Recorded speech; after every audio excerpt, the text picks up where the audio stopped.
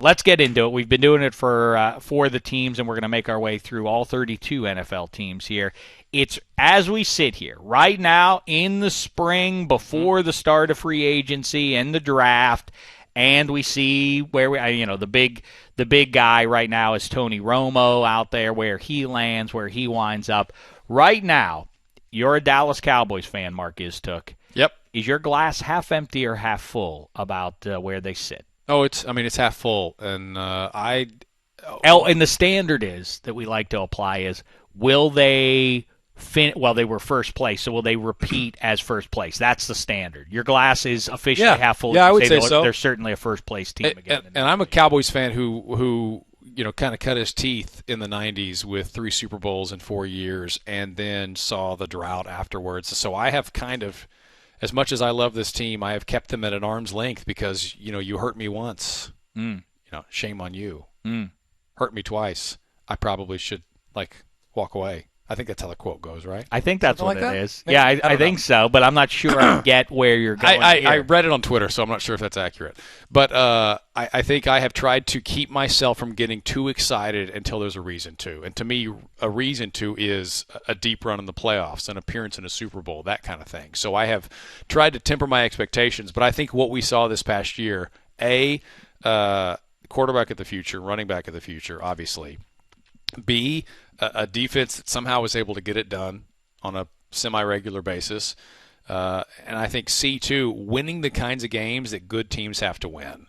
Come from behind games where you got to hold a lead in the fourth quarter, finding ways to win, which is hard for a young team.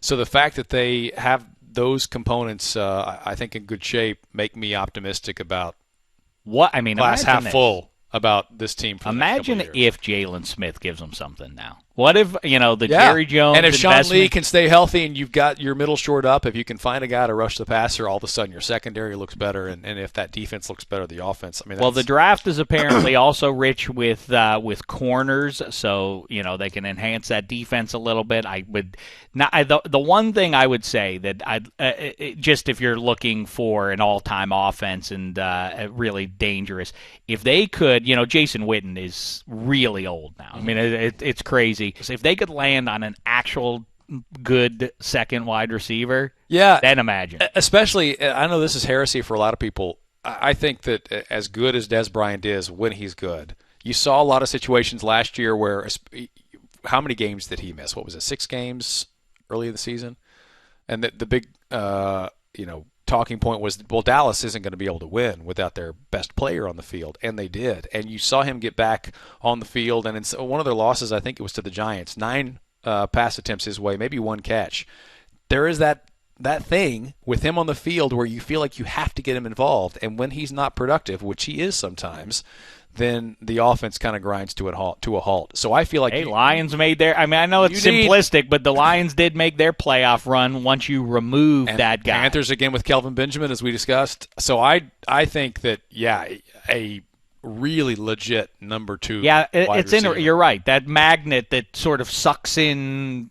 You're paying him all that money. You got to get him the touches, except those touches don't always convert. So. I was just debating with somebody on Twitter the other day. They said Des Bryant's not a Hall of Famer, though, or anything. And I said, well, sure. And you look him up. You look up his numbers.